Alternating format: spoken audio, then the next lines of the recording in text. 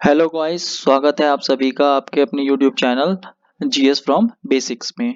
और आज हम बात करेंगे हमारा अगला टॉपिक बंगाल विभाजन। तो यहाँ पे ये इम्पोर्टेंट टॉपिक है। तो बंगाल विभाजन की अगर बात करी जाए तो जैसे अगर देखा जाए, भारत किसी टाइम पर काफ़ी बड़ा हुआ करता था। जैसे अगर देखे जाए तो आज की डेट में तो भारत केवल इतना ही रह गया है, लेकिन अगर देखा जाए तो यहाँ पर किसी टाइम पर ये पाकिस्तान और ये अफगानिस्तान, और अगर देखा जाए तो इधर नेपाल, और ये हमारा म्यांमार, और ये बांग्लादेश। तो यहाँ पर अगर देखा जाए धीरे धीरे ये क्या हो गया, टूट गया। क्योंकि जो हमारा यहाँ अगर हम बात करेंगे तो ये जो हमारा अफगानिस्तान था, ये किस अगर देखा जाए तो औरंगजेब के ही समय पे क्या हो गया था, अलग हो गया था। तो औरंगजेब के ही समय पर अलग हो गया था। और बाकी अगर पाकिस्तान की अगर बात करी जाए तो ये लगभग 1947 में जब भारत पाकिस्तान अलग हुए थे तब हो गया था। और बांग्लादेश अगर देखा जाए तो ये पूर्वी पाकिस्तान बन गया था आज़ादी के बाद।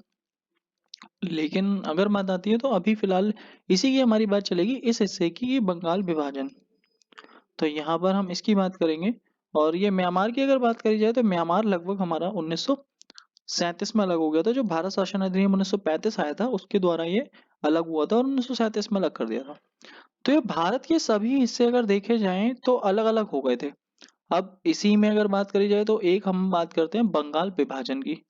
तो बंगाल वाला जो एरिया था, तो यहाँ पर हमारा अगर देखा जाए तो इसमें बिहार का एरिया प्लस अगर बात आती है तो आपका उड़ीसा वाला एरिया, और आज की डेट में हम जिसे देखते हैं वेस्ट बंगाल। तो ये जो पूरा इलाका था आज, ये उस समय अगर देखा जाए तो अलग हो गया।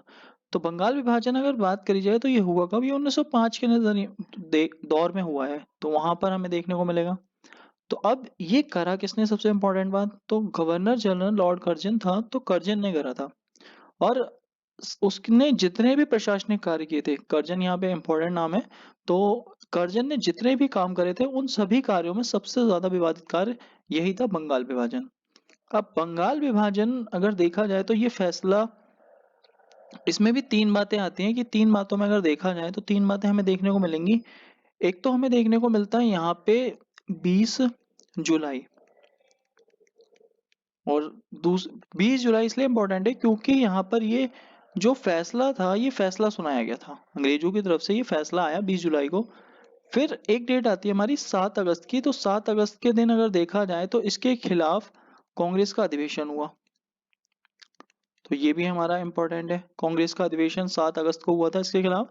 और इसके अलावा अगर बात करी जाए कि ये जो लागू हुआ था, ये लागू अगर देखा जाए तो 16 अक्टूबर को क्या कर दिया गया था, लागू कर दिया गया था। अब बंगाल विभाजन जो मेन एक्चुअल डेट है कि लागू हमारा कब हुआ है, तो 16 अक्टूबर 1905 को लागू हुआ था। अब इसमें किया क्या कि एक तरफ तो पश्चिम बंगाल और एक तरफ कर दिया पूर्वी बंगाल। जैसे हम भारत में ही बात करते हैं तो एक तरफ क्या है, पूरब, एक तरफ क्या है, पश्चिम। तो पूरब वाले एरिया में पूर्वी बंगाल और पश्चिम वाले एरिया में पश्चिमी बंगाल। तो यहाँ पे एरिया वाइज डिवाइड कर दिया। अब पश्चिम बंगाल में अगर देखा जाए तो पश्चिम बंगाल हो गया, जो दार्जिलिंग वाला क्षेत्र था, कलकत्ता वाला क्षेत्र था, बिहार, उड़ीसा, इन सभी क्षेत्रों को एक तरफ कर दिया गया और इनकी राजधानी बना दिया गया कलकत्ता को। अब यहाँ पर अगर देखा जाए तो यहाँ पे की जो जनसंख्या थी, जनसंख्या ज्यादा थी। और इसमें ज्यादातर अगर देखा जाए तो ज्यादातर जो जनसंख्या है वो कौन सी है, हिंदू जनसंख्या। और अब यहाँ पर अगर बात आती है कि पूर्वी बंगाल, तो पूर्वी बंगाल में बात आती है तो पूर्वी बंगाल प्लस असम, जो पहले बंगाल का हिस्सा नहीं था, मतलब अगर देखा जाए तो अलग सा एरिया था, तो उसी को पूर्वी बंगाल और असम को अलग कर दिया गया। और इसकी जो राजधानी बनाई वो बनाई गई ढाका। और यहाँ की अगर देखा जाए तो ये जनसंख्या भी कम थी, और यहाँ पर जो ज्यादा थे कौन, मुस्लिम जनसंख्या। अब बंगाल जो विभाजित किया गया पूर्वी और पश्चिमी, तो यहाँ पर अब अंग्रेजों की प्लानिंग क्या थी, क्यों अलग कर। अब आप सबसे बड़ा फैक्ट यहाँ पर एक ये देखोगे कि यहाँ आपको देखने को मिलेगा हिंदू और मुस्लिम। अब हिंदू मुस्लिम ये इसलिए जरूरी है क्योंकि जो बंगाल वाला क्षेत्र था, इस क्षेत्र में हिंदू और मुस्लिम एकता क्या है, ज्यादा दिखाई दे रही थी। अब इस एकता को तोड़ने के लिए यहाँ पर अंग्रेजों ने करवा दिया बंगाल विभाजन। अंग्रेजों की ये स्ट्रेटेजी थी कि अभी जो हिंदू और मुस्लिम की लड़ाई है वो किसके साथ है, अंग्रेजों के। अब अंग्रेजों ने जब इनका बंटवारा कर दिया तो इनकी लड़ाई हो गई आपस में। जो लड़ाई अंग्रेजों से थी अब वो लड़ाई आपस में हो गई। अब आपस में हो गई तो इनका ध्यान किससे हट जाएगा, अंग्रेजों से हट जाएगा। तो इनकी लड़ाई आपस में। तो जो राष्ट्रीय चेतना या राष्ट्रीय भाव पैदा हो रहा था, तो उस बात को क्या कर दिया अंग्रेजों ने, दबा दिया या तोड़ के रख दिया। तो इसी वजह से इन्होंने बंगाल विभाजन करवाया। अब इसमें कुछ प्रमुख पॉइंट हमें देखने को मिलेंगे, जैसे कि अगर बात आती है तो सबसे पहले यहाँ पे जैसे अभी हमने बात करी थी सबसे इम्पोर्टेंट डेट कि ये फैसला आया कब था, तो 20 जुलाई 1905 को बंगाल विभाजन की घोषणा की गई और इसके दौरान बंगाल को दो भागों में विभाजित करने की घोषणा की, जिसमें पूर्वी बंगाल, तो पूर्वी बंगाल और प्लस कौन सा हो गया, असम, जिसकी राजधानी क्या होगी, ढाका, और बंगाल जिसकी राजधानी कोलकाता होगी, कोलकाता जो आज की डेट में कलकत्ता देखने को मिलता है, पश्चिम बंगाल की राजधानी। तो ये हमारा बंगाल, और इसमें बंगाल में अगर देखा जाए क्या क्या शामिल कर दिया इन्होंने, बिहार और उड़ीसा, और आज की डेट का अगर देखा जाए तो वेस्ट बंगाल या पश्चिम बंगाल। अब ये जो विभाजन करा था इन्होंने धार्मिक आधार पर, यानी कि इन्होंने करा था हिंदू और मुस्लिम के आधार पर, क्योंकि एक तरफ हिंदू ज्यादा है और एक तरफ क्या है, मुस्लिम ज्यादा है, तो इसी वजह से ये धार्मिक आधार था। अब अंग्रेज जो थे उन्होंने ये बताया ये धार्मिक नहीं है, ये जो विभाजन है इसका मेन कारण है प्रशासनिक असुविधा, क्योंकि प्रशासन चलाने में क्या हो रही है, दिक्कत हो रही है, क्योंकि जो बंगाल वाला एरिया है वो काफी ज्यादा क्या है, बड़ा एरिया है। तो यहाँ पे जो दिक्कत है प्रशासन को चलाने के लिए, इसीलिए हम क्या कर रहे हैं, इसे अलग कर रहे हैं। लेकिन इनका जो कारण था वो प्रशासनिक नहीं था, वो क्या था, धार्मिक। अब वास्तविक रूप से बंगाल विभाजन का कारण बंगाल में उत्पन्न राष्ट्रीय चेतना को नष्ट करना। क्यों? क्योंकि यहाँ पर अगर देखा जाए तो जो हिंदू और मुस्लिम है दोनों एक साथ मिलकर किसके खिलाफ लड़ रहे हैं, अंग्रेजों के खिलाफ लड़ रहे हैं। तो इस वजह से यहाँ पर क्या है कि हिंदू मुस्लिम एक हो रहे हैं, ये बात अंग्रेजों को क्या लग रही थी, बुरी लग रही थी। तो इसी वजह से अंग्रेजों ने अपने ऊपर से ध्यान हटाने के लिए इनमें आपस में लड़ाई शुरू करवा दी, जो कि हमारी हिंदू मुस्लिम के रूप में देखने को मिली, क्योंकि हिंदू अलग हो गए और मुस्लिम्स अलग हो गए। तो ये सबसे बड़ी परेशानी थी। अब सरकार ने ये दावा किया कि ये बात धार्मिक रूप से नहीं है, तो सरकार ये कह रही है कि प्रशासनिक सुविधा के लिए जरूरी है, क्योंकि एरिया छोटा हो जाएगा तो वहां का प्रशासन क्या चलाना आसान हो जाएगा। इससे जो भी सरकारी मशीनरी है और जनता है तो उन दोनों को सुविधा होगी। अब ये बात राष्ट्रवादियों को बहुत अच्छी तरह से पता थी कि अंग्रेज जो है वो झूठ बोल रहे हैं। तो राष्ट्रवादियों ने उन पे आरोप लगाया कि ये जो बात चल रही है ये विभाजन की जो बात है, फूट डालो और राज करो की नीति पे आधारित है। फूट डालो या शासन करो की नीति, जहां पर एक और हिंदू और दूसरी तरफ मुसलमानों में तनाव बढ़ने की आशंका थी। भाई जाहिर सी बात है, जब एक तरफ हिंदू हो गया और एक तरफ मुस्लिम हो गया तो हिंदू हिंदू को देखना पसंद करेगा और मुस्लिम मुस्लिम को देखना पसंद करेगा। तो जो इन दोनों की लड़ाई अंग्रेजों के लिए थी, अब वो लड़ाई इनकी आपस में हो गई। तो इसमें तनाव बढ़ने की आशंका थी, जाहिर सी बात है।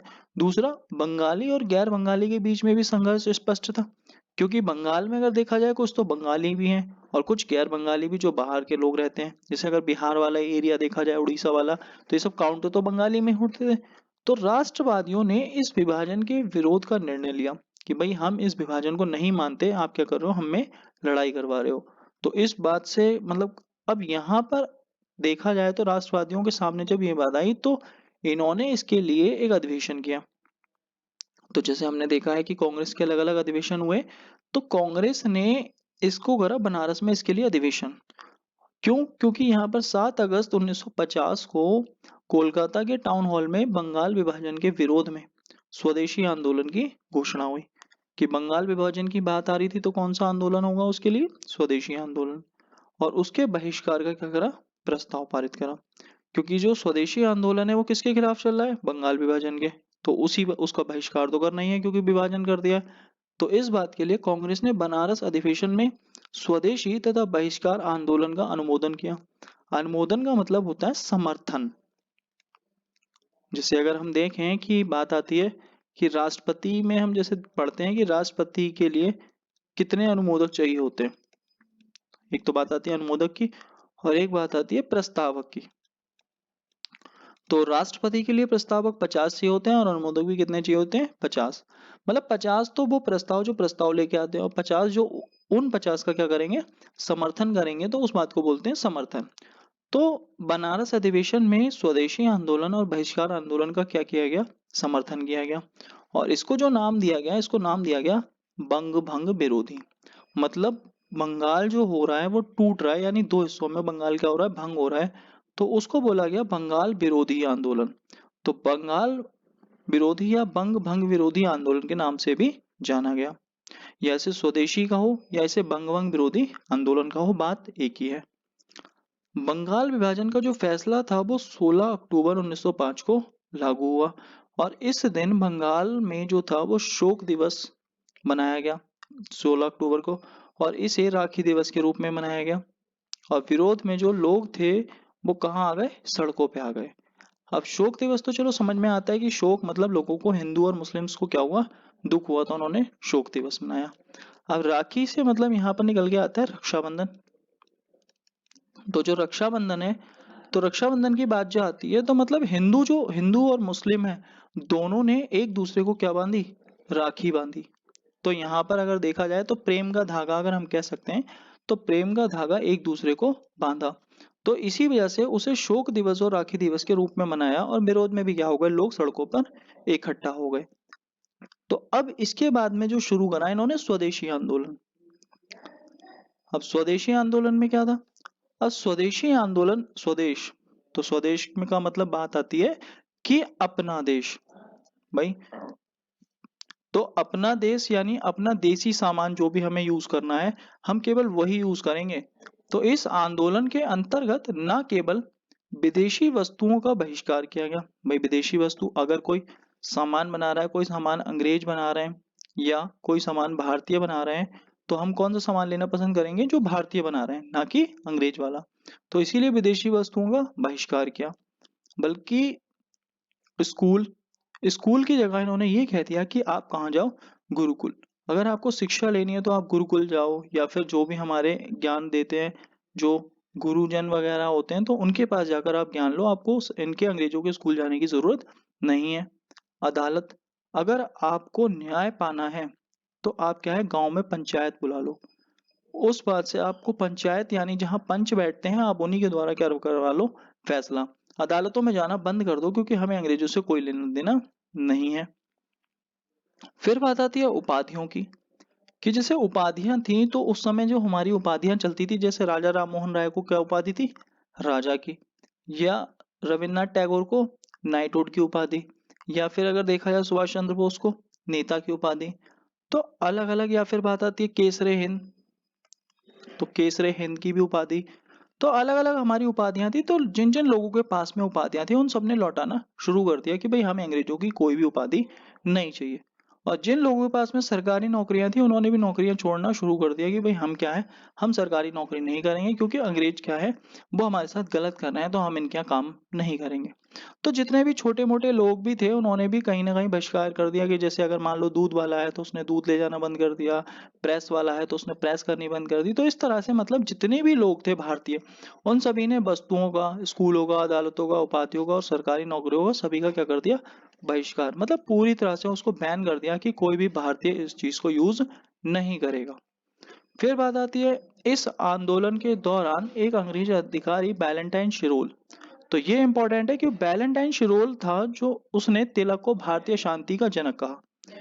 भारतीय शांति का जनक क्यों कहा, क्योंकि ये जो वैलेंटाइन शिरोल था, इसने, पीछे अगर आप पढ़ेंगे तो इसने भारतीय शांति का जनक दो चीजों को बताया।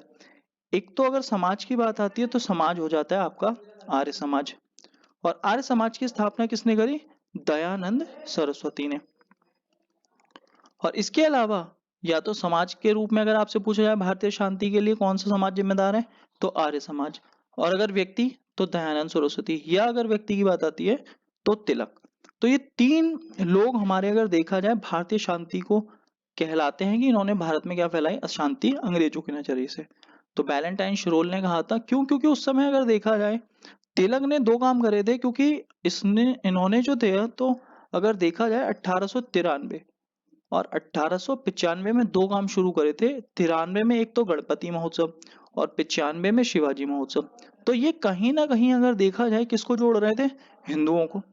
तो इसी वजह से यहाँ पर अब कोई बात आती है तो ये, अब कोई भी त्योहार अगर मना रहे हैं तो त्योहार में क्या इकट्ठी होगी, भीड़। अब त्योहार में अगर भीड़ इकट्ठी होगी तो ये कहेंगे हम तो त्योहार मना रहे हैं, जबकि उनकी पीछे से क्या चल रही होगी, अंग्रेजों के खिलाफ प्लानिंग। तो इसी वजह से यहाँ पर जो हैं, तिलक को क्या बोला जाता है, भारतीय शांति का जनक, क्योंकि इन्होंने ये 2 चीजें शुरू करी थी, गणपति महोत्सव और आपका शिवाजी महोत्सव। फिर बात आती है आपकी आगे। अब बंगाल की अनुशीलन समिति पहली ऐसी क्रांतिकारी संस्था थी जिसने, अगर देखा जाए, जो किसके नेतृत्व में काम कर रही थी, वीरेंद्र कुमार घोष तथा भूपेंद्र नाथ दत्त के द्वारा। और इनका काम ये था कि लोगों तक अंग्रेजों के खिलाफ जो भी बातें हैं वो सारी पहुंचाई जाए, और इसके लिए इन्होंने पत्र चालू करा। वो कौन सा पत्र था, युगांतर। तो अनुशीलन समिति पहली ऐसी समिति थी जो क्रांतिकारी संस्था थी, जो वीरेंद्र कुमार घोष और भूपेंद्र नाथ दत्त ने शुरू करी। मेन इनका काम यही था, युगांतर पत्र के द्वारा जनता तक अंग्रेजों के खिलाफ बातें करनी। फिर बात आती है अश्विनी कुमार दत्त, इनकी भी एक समिति थी, स्वदेश बांधव समिति। तो स्वदेश बांधव समिति ने लोगों का समर्थन, मतलब लोगों तक बातें पहुंचाना शुरू करें कि अंग्रेज किस तरह से परेशान कर रहे हैं, क्या दिक्कतें हैं, क्या परेशानियां हैं। तो उन सभी बातों को लोगों तक, यानी कि उन्होंने जनसभाएं की और लोगों को क्या है, उनका विश्वास जीता, और विश्वास जीतने के बाद उन्हें बताया कि अंग्रेजों के साथ में क्या क्या दिक्कतें हैं। तो इस बात से लोगों का समर्थन क्या होगा, इन्हें मिलना शुरू हो जाएगा। फिर बंगाल साहित्य के लिए, या हम कह सकते हैं ये बांग्ला साहित्य, तो बांग्ला साहित्य या बंगाल साहित्य के लिए स्वर्णकाल था, क्योंकि टैगोर का उस समय गाना बहुत ही फेमस था, आमार सोनार बांग्ला। तो जो लोग मतलब बहुत ही ज्यादा बंगाली थे, वो कहीं ना कहीं अंग्रेजों से काफी ज्यादा परेशान थे, तो उन्होंने इस गीत को सड़कों पर, जब जुलूस निकालती थी जनता, तो उसमें गाया करती थी। तो सड़कों पर जुलूस में शामिल जनता गाती थी। और बाद में ये गीत इतना ज्यादा फेमस हो गया कि 1971 में बांग्लादेश ने इसे अपना राष्ट्रगान बना लिया। और भारत का भी जो राष्ट्रगान है, जो जनगण मन है, तो वो भी किसने लिखा है, रविन्द्रनाथ टैगोर ने। तो ये रविन्द्रनाथ टैगोर का ही अमर सोनार बांग्ला था, तो ये बहुत ही ज्यादा उस समय फेमस हुआ। फिर बात आती है कि स्वदेशी आंदोलन में पहली बार महिलाओं ने भी भाग लिया। मतलब अभी तक भारत के अंदर अगर देखा जाए तो महिलाओं की कोई भूमिका नहीं थी, लेकिन अब ये पहली बार ऐसा हुआ कि यहाँ पर भी महिलाओं की भागीदारी देखने को मिली। और महिलाओं के अलावा अगर देखा जाए तो युवाओं ने भी बहुत अच्छी भूमिका दिखाई। अब लेकिन ये जो आंदोलन था, ये किसानों या और मुसलमानों की भागीदारी से वंचित रह गया। किसान, क्योंकि अभी जो बातें चल रही हैं ये केवल कहाँ पर चल रही हैं, उच्च वर्गों में। अब उच्च वर्ग यानी कि अगर किसी की जमीन अगर देखा जाए, चाहे हिंदू हो व मुस्लिम हो, इसकी जमीन अगर इधर जा रही है, इसकी इधर जा रही है, तो ये केवल उच्च वर्गों में ही सीमित था। अब दूसरी अगर बात करें जाए, मुसलमान इससे अगर क्यों वंचित रह गए थे, ये इसलिए वंचित रह गए थे क्योंकि यहाँ पर अगर बात आती है, जो इनका तिलक ने जो काम शुरू करा था, तिलक ने 2 काम शुरू करे थे। एक तो 1893 वाला गणपति महोत्सव, और दूसरा 1895 वाला यानी शिवाजी महोत्सव। तो कहीं ना कहीं ये जो बात करते थे, ये हिंदू समर्थन की बात करते थे, मुस्लिम समर्थन की बात नहीं करते थे। तो हिंदू तो इकट्ठा होंगे लेकिन मुस्लिम इकट्ठा नहीं होंगे। तो इसी वजह से किसान और मुसलमान जो होंगे वो दोनों ही क्या रह जाएंगे, वंचित रह जाएंगे, इसमें उनका कोई रोल नहीं होगा। तो ये जो बात आती है, ये हमें देखने को मिलेगी स्वदेशी आंदोलन में। तो इसीलिए ये हमारा इम्पोर्टेंट है। और ये बहुत ध्यान रखना है आपको, क्योंकि ये पेपर के नज़रिए से काफ़ी ज़्यादा इम्पोर्टेंट है। और बाकी इसकी जो पीडीएफ मिल जाएगी आपको, हमारे टेलीग्राम ग्रुप में मिल जाएगी, और डिस्क्रिप्शन बॉक्स में भी पीडीएफ का लिंक दिया गया है, तो आप वहाँ से भी डाउनलोड कर सकते हैं। और अगर वीडियो अच्छी लगी हो तो प्लीज़ इसे लाइक, शेयर एंड कमेंट करें और सब्सक्राइब करें। Thank you guys.